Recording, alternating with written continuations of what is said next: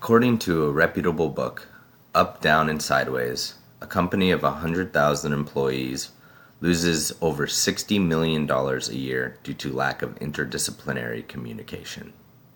AECOM is an engineering firm of nearly 90,000 employees involved in the design, consulting, construction, and management services of a wide range of clients.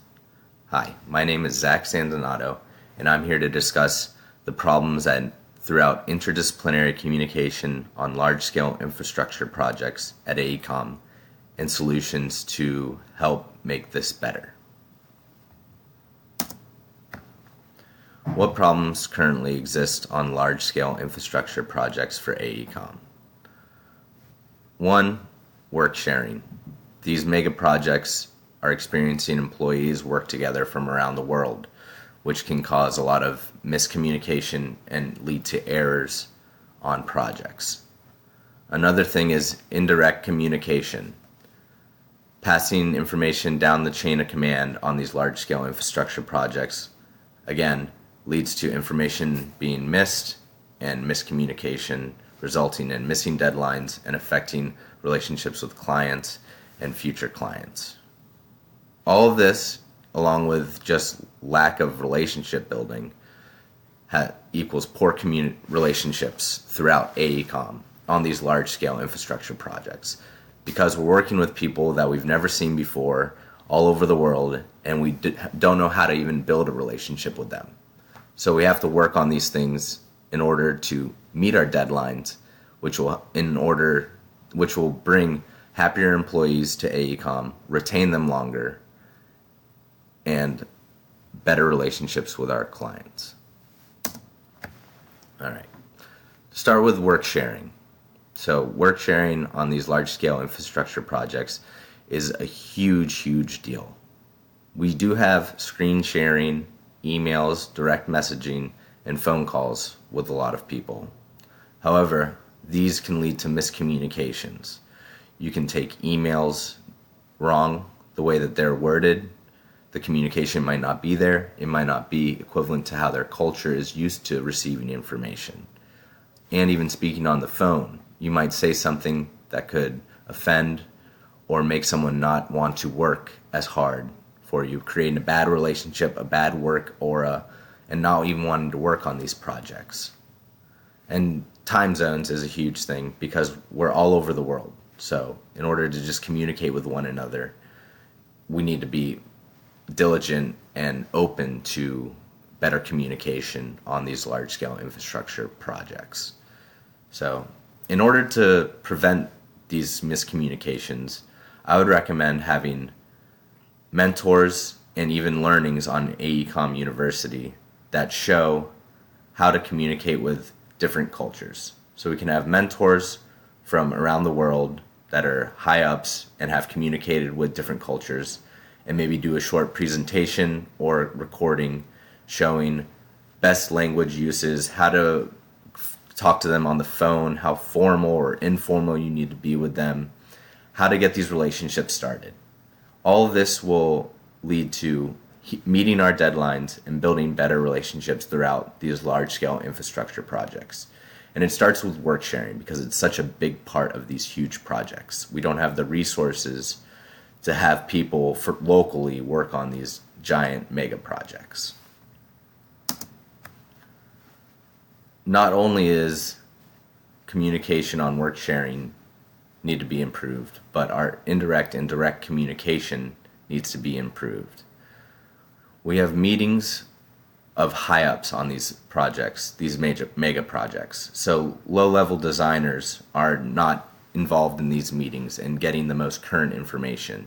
Information gets lost on the trickle-down effect, going from project manager to project lead to task lead, and so on and so forth.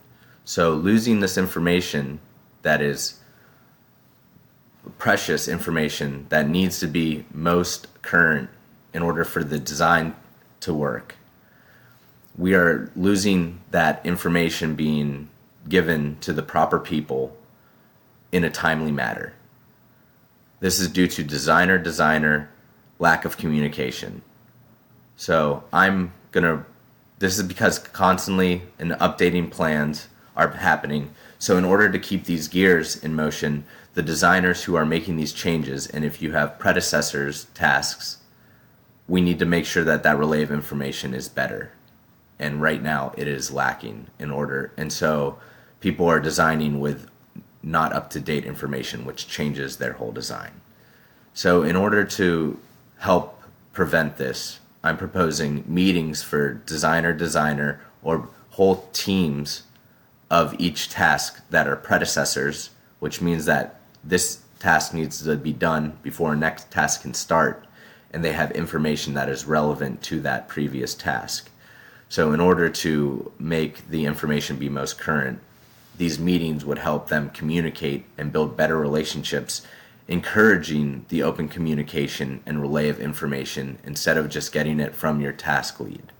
So that designer to designer information needs to be communicated.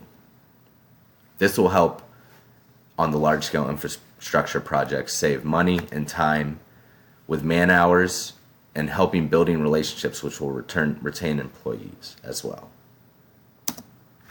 So all of what I was talking about is building relationships. And I think on these large-scale infrastructure projects, there is lack of relationship building and promoting the relationship building. We need to promote it so that unfamiliar faces are becoming familiar faces.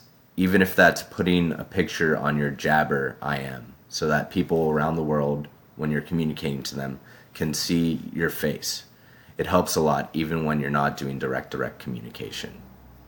So in order to build these relationships throughout large-scale infrastructure projects around the world and in office, which will be working on large-scale projects, I'm promoting team building exercises and even functions and events. So before each large-scale infrastructure project begins, I would like to have a team building exercise of the whole team together. A project manager should come up with a team building exercise, even if it's on the phone with everybody, just to get everyone familiar with each other or even hear their names. It'll help a lot in building those relationships. And then also just having functions and events. So having those team building exercises throughout the office quarterly, just to get familiar with other disciplines, what they're doing, what it is that they do, and just how they're doing. If you're engaged with your employees, they're going to want to do more for you. You're going to build better relationships. This is going to help the communication and lack of missing deadlines. The expected outcome of all of these three things are increased communication, which I've explained how all of them will increase communication, higher productivity.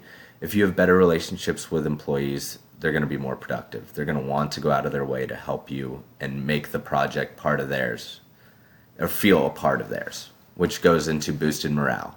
So if you have better relationship and better communication, this will lead to boosted morale of your employees, having them want to not even necessarily have to work overtime, but want to work overtime in order to meet deadlines.